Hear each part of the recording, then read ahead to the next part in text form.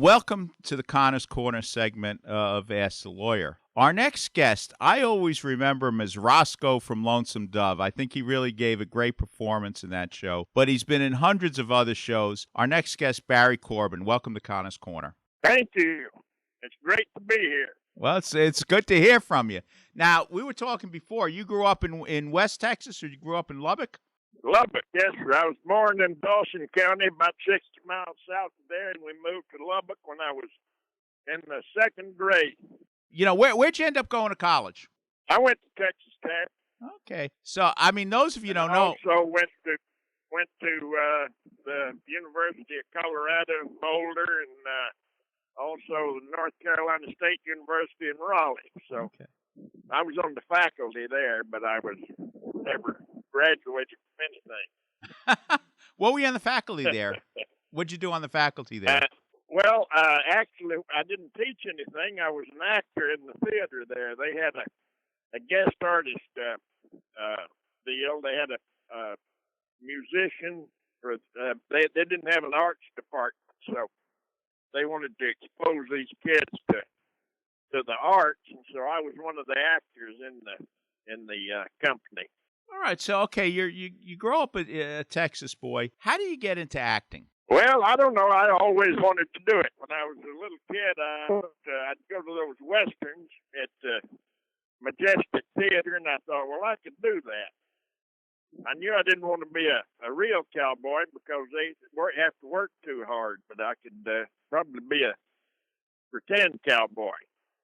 So that's what I aspired to do, and then I switched off into classical theater and did that for a while, and didn't get into the movies until I was nearly 40. All right, now you say classical theater. What were you doing? Where were you? New York, and all up and down the East Coast. What kind of parts did you play in the classical theater? Well, I did everything from Shakespeare to Neil Simon. I did all of it. I did also some musical comedy a little bit. Now, how do you make the transition then to TV and movies and films? Well, what happened was I decided to move to California because New York was getting hard to live in. We had that blackout in '77, and all the stuff in my refrigerator rotted. So I said, well, let's go to California. So we went out there, and it took me a couple of years to get started. But the first big movie I did was Urban Cowboy, and that kind of kicked me off. Now, you want to refresh the audience? What was Urban Cowboy about? Well, it was about a nightclub in Texas, Gillies. John Travolta played in it right after he did Saturday Night Fever. It was Deborah Winger's first big break, and Scott Glenn, and had, Jim Gammon was in it, and there's a bunch of good people in there, but most of them were not known yet. You know, they got to be known later. You played Uncle Bob? That's right, yeah. And what was that part about? Well, I was the uncle of John Travolta. He came down to Houston to work in the petrochemical plants, and I introduced him to the nightclub, and then I taught him how to ride the mechanical bull. I'd been a bull rider when I was younger, and so that was kind of the part I played. It was I finally got killed in the thing, and some woman in the premiere started crying right in front of me. I said, "That's all right, honey. I'm right here." She jumped up, ran out of the theater. Like I said, what a lot of our listeners remember is Lonesome Dove, because people watch that over and over again. Again, for the audience, this is radio. If they saw you, they'd know who you're playing. But who did you play in that? Who did you play in that series? And how did you get the part? And what's your recollections of it? Well, I read the book. It was a big book. And I read it, and I thought, well, they're going to make a mini-series out of that. So I went and told my agent, I said, I want to be in this thing no matter what part it is. I just want to be in it. And it turned out that by the time they did the miniseries, they were casting it, and they forgot that I said that, so they didn't put me up for it. But the producers wanted to see me, so they called me in. They'd seen me in something else, I guess, and they called me in to read for the part of Roscoe Brown, who was a kind of like a man child. He was he was a middle-aged man, but he had the brain of a child. He was innocent and sort of backward in his thinking. So I played that. I played that part, and ended up getting killed with two other kids. The bad guy, Blue Duck, the renegade half breed. He was an Indian, half Indian, and half white, and had all the bad attributes of both sides, and none of the good. So he killed three kids, really, basically, and so that was that. The good thing about that movie was that I said I didn't care what part it was, but I got the best part in the movie because I shot the first 3 weeks, and I was they did all my stuff in Texas, and then they let me go for I guess 3 months. I think it's about 3 months, 3 or 4 months, and I went and did 2 other movies, and came back and finished it up toward the end.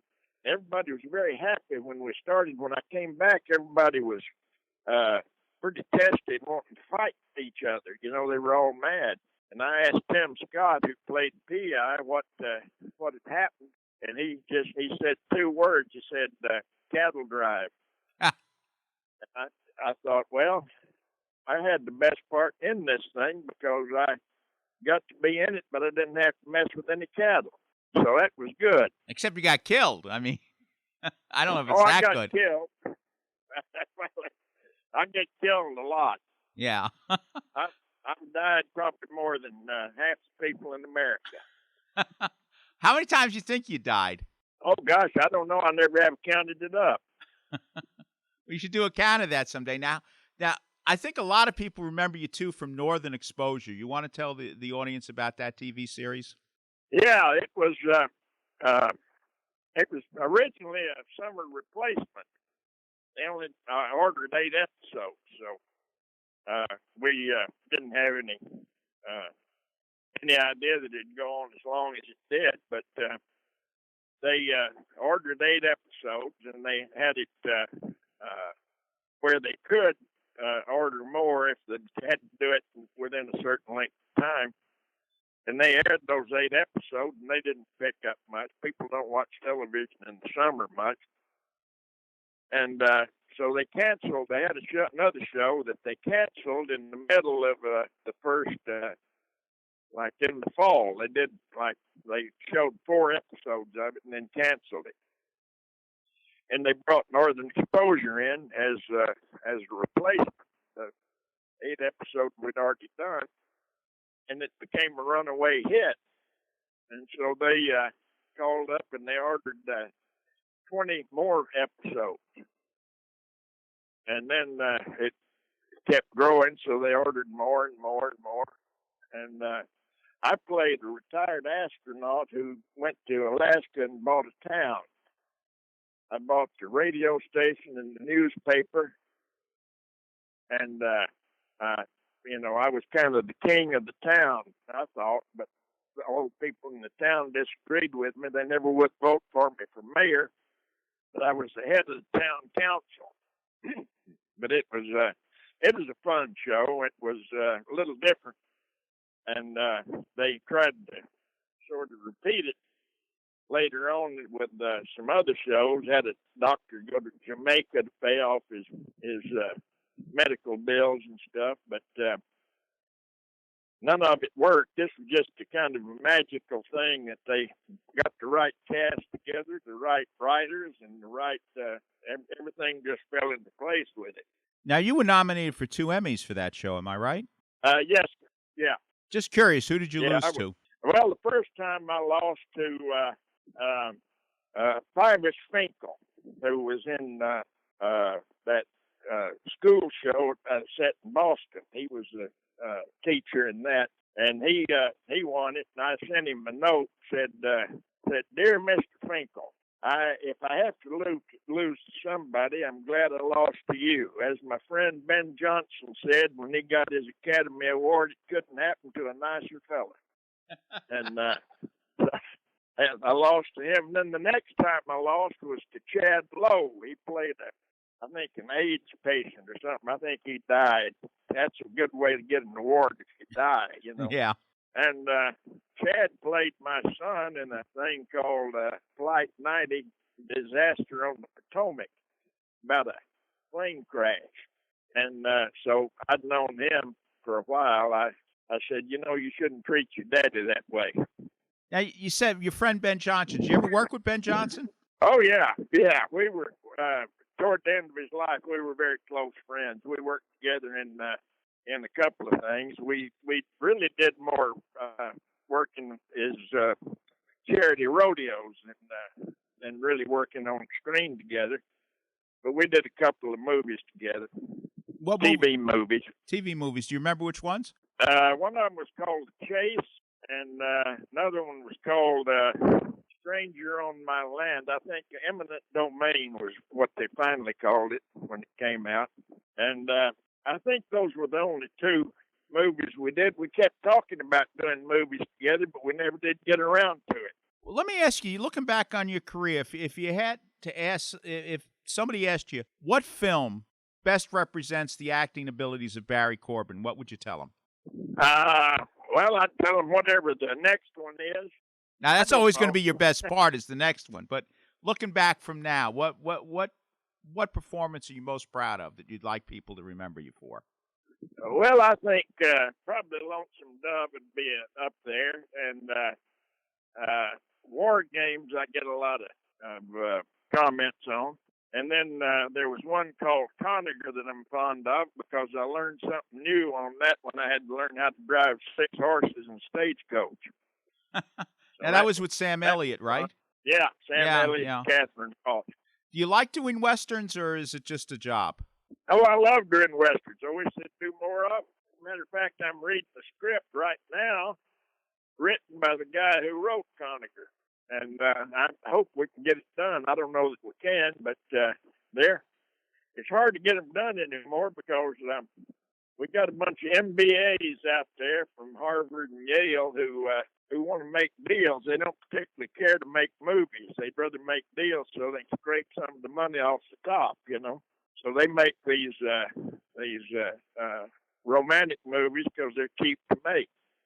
Westerns are more expensive now because there are fewer horses and fewer wagons and all the equipment's going away. Yeah, I've heard that before. I'm surprised because you think of Western, you think about some of the old-time Westerns, and it seemed like they were made pretty cheaply. But, yeah, I guess there are not as many stuntmen and horses and wagons and costumes even.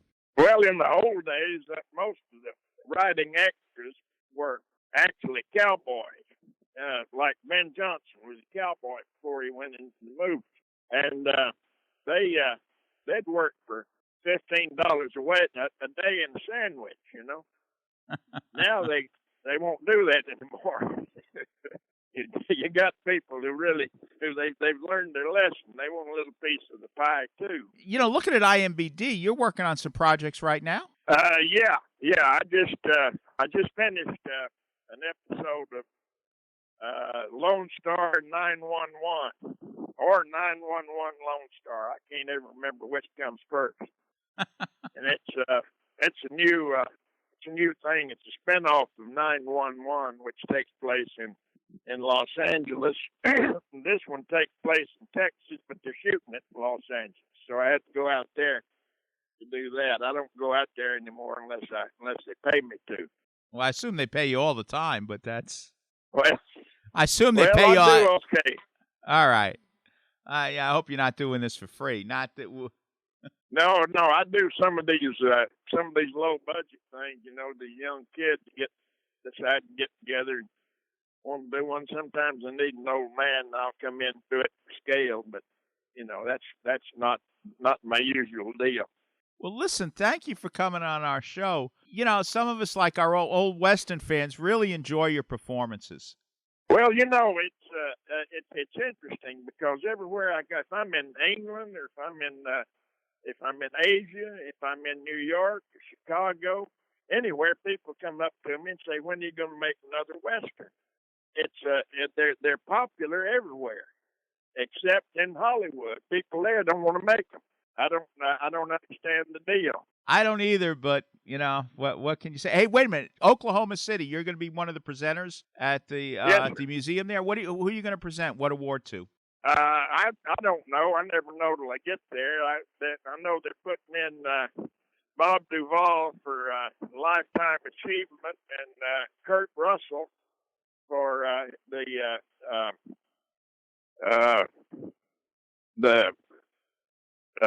what do they call that Western actor award? The it's a lifetime achievement award too. I got that a couple of years ago.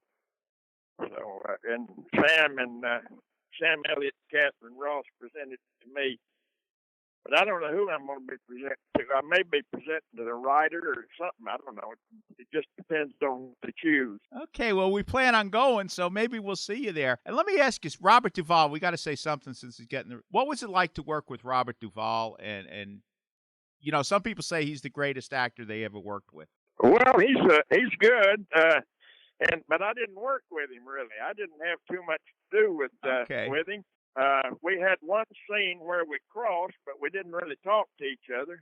And I've talked to him a little bit since. We, off and on at various things. But he's a nice fella, and I'd like to work with him. But we didn't actually get to work together that much. Yeah, because when Blue Duck kills you, he's killing Blue Duck's gang, but you're not in the same scene, I guess, huh?